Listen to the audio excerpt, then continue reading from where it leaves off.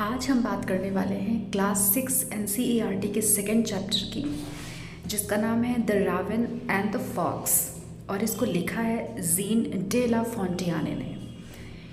ये एक मॉरल देने वाली एक स्टोरी टाइप की पोएम है। इसको हम लाइन टू लाइन स्टडी करेंगे और फिर देखते हैं कि ये क्या कहना चाह रहे हैं। Mister Robin was perched upon a limb. Raven क्या होता है? जो काला कौवा होता है उसे हम कहते हैं raven. Mister Robin was perched upon a limb and Reynard the fox looked up at him. नीचे एक लोमड़ी बैठी हुई है, उसका नाम है रेनॉल्ड, और वो देख रही है लिम्ब यानी कि पेड़ की शाखा पर बैठे हुए उस कौवे को। For the robin held in his great big beak. Beak मतलब चोंच। वो अपनी चोंच में एक टुकड़ा दबा कर बैठा हुआ है। टुकड़ा किसी भी चीज़ का हो सकता है, रोटी का या मांस का, कोई भी टुकड़ा, उसको वो लेकर बैठा हुआ है। A morsel the fox would go far to seek. Morsel का मतलब टुकड़ा। The fox would go far the seek मतलब कि लोमड़ी जो है उसको ढूंढने के लिए बहुत दूर तक जा सकती थी। वो चाहती थी कि वो टुकड़ा उसे मिल जाए। Said the fox in admiring tone my world. उसने क्या कहा?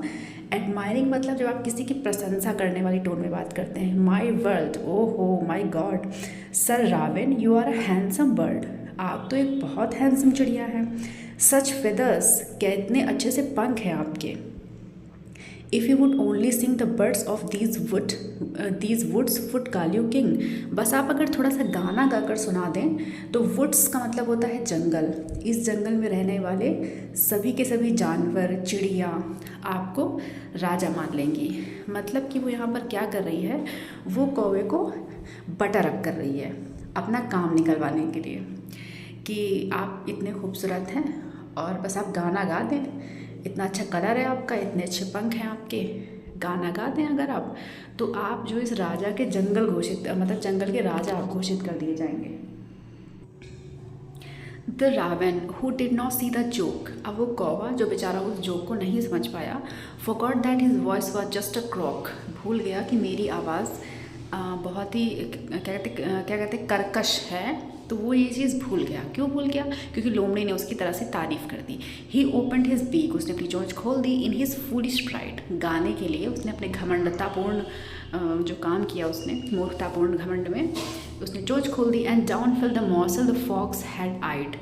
और जिस टुकड़े पर लोमड़ी की नज़र थी वो टुकड़ा उसके मुंह से गिर गया। हा हा लॉफ्ट द फॉक्स हंसती कि एंड नाउ यू नो, कि अब तो तुम समझ ही गए होगे कि ऐसा क्यों हुआ।